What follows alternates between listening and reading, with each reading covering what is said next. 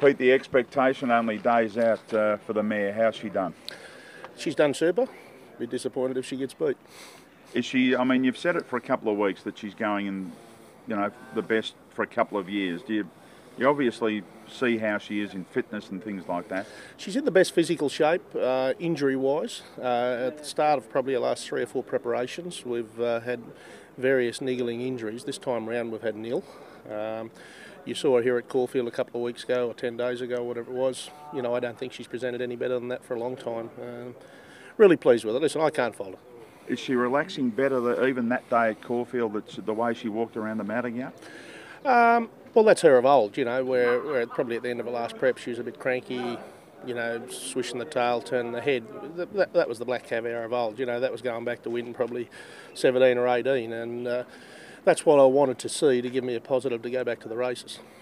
The work since then? I mean, have you done much since the Caulfield Gallop? She had a spin here on Saturday morning, worked over a soft half mile, and then she went a more serious half mile here this morning, out wide on the course probably. She went a half mile in about 50 and cruised up nice. Very pleased. You've said for ages going into this prep that you wouldn't run her for the sake of it. You've obviously got 100% wound up fully.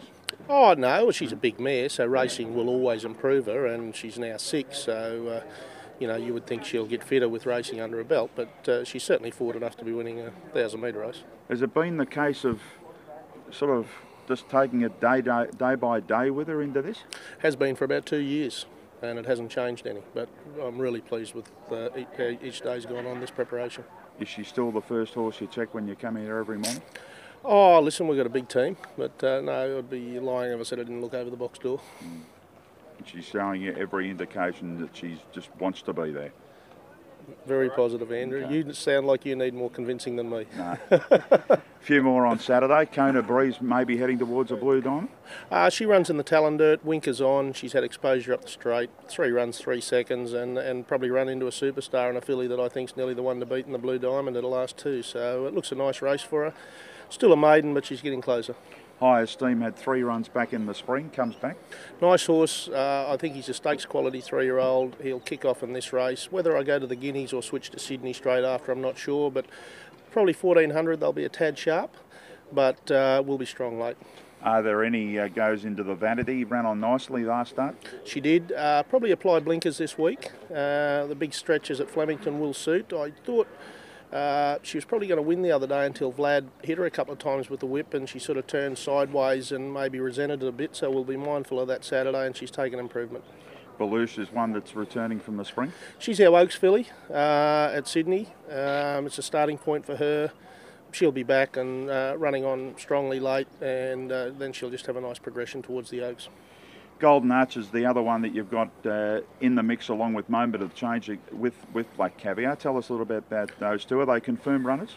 Golden Arch has always been going to run here. He's a high quality sprinting horse.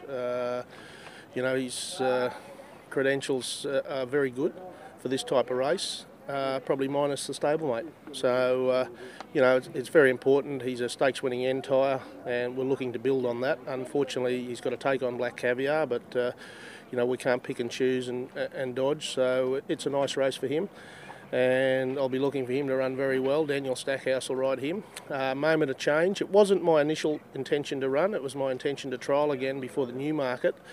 But something I had forgotten is this horse had never been to Flemington in his career. He's only had a short career, but he'd never been to Flemington. I thought rather than trial over 1,000 metres, probably on an inferior surface for no prize money, he can go to the Lightning, get full exposure to the straight, and then he's got a nice 3-week break to the Newmarket.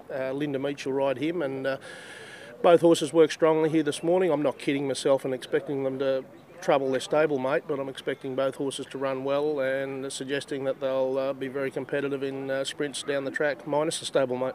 Moment of Change is coming off a Group 1 win with a little hiccup. Forward enough to be a 1,000 metre good run Saturday? I would think so. He'd get outpaced a bit early, which probably isn't a bad thing first up, because he can tend to race a bit fresh. So it's probably a good opportunity for him to sit back off them and hopefully finish his race off strongly. Batavi's another one that comes back from nice efforts in the spring. He's on a Sydney Cup path, and it's resuming 1400, well short of his best obviously, but it's a starting point, and he probably goes here in the Blamey, and then we'll switch him to Sydney, and he'll probably have a mile and a quarter and a mile and a half run pre the Sydney Cup. Another one comes back, Plucky Bell, hasn't raced since sort of April of last year. Had a problem? No, just gave her an extended spell. She had an extended campaign and probably felt the wares of it. Took her a long while to get over it. So she's a nice mare resuming, and she'll be chasing sort of suitable black type post Saturday.